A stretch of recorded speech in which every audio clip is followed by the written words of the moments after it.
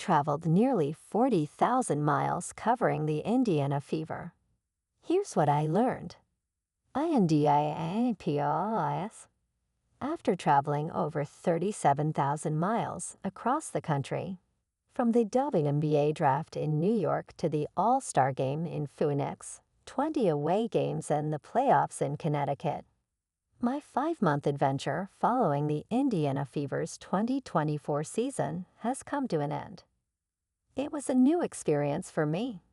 This was my second year covering the Fever, but the first where I traveled for it, where I saw the constant sold-out crowds, the seemingly near-always home games for the Fever, and their much-improved record first end.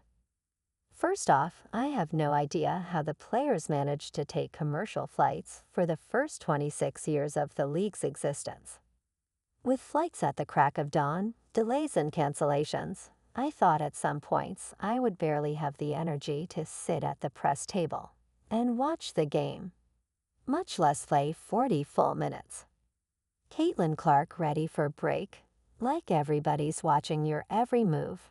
More. IndyStar is the authority on Caitlin Clark and equals Fever's WNBA ascent.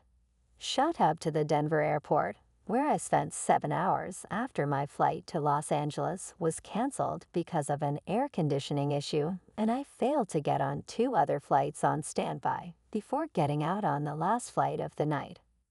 Another shout out to my flight from LA to Las Vegas, where we couldn't land and had to circle the airport because someone refused to get out of the bathroom.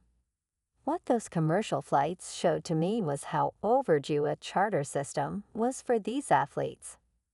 Don't get me wrong, I am very lucky to have had the opportunity to travel across the country and cover the Fever for a living.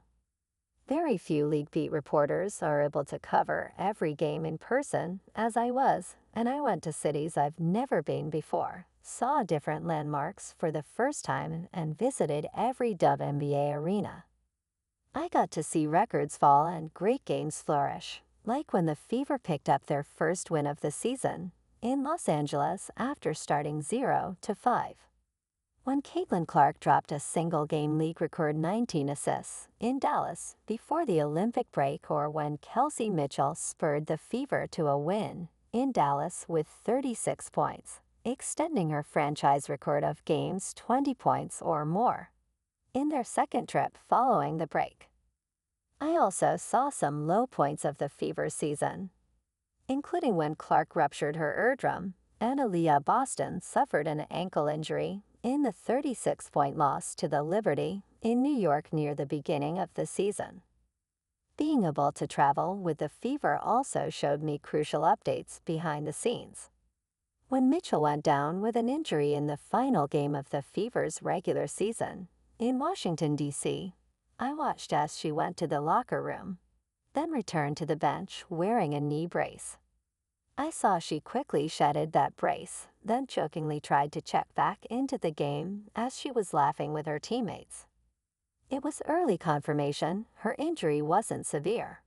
They kept her out of the game because of a precaution. It was also something I would not have been able to track if I was watching on TV, which followed the flow of the game, and obviously didn't have a camera aimed on Indiana's bench. While the Fever did travel to 20 away games, it felt like a lot of them were just home games in a different arena. Los Angeles and Washington, D.C. specifically stood out as games that were Fever-centric. The 2 locations that felt like more true away games came in Chicago and in Connecticut during the playoff series.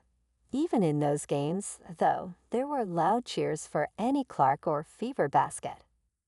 The Fever are starting a new era, one that, with the right pieces, practice, and experience, will likely bring them a lot of success. In the near future, Indiana could be a force to be reckoned with in the WNBA, and I've been fortunate to document the start of that journey in Indianapolis and on the road.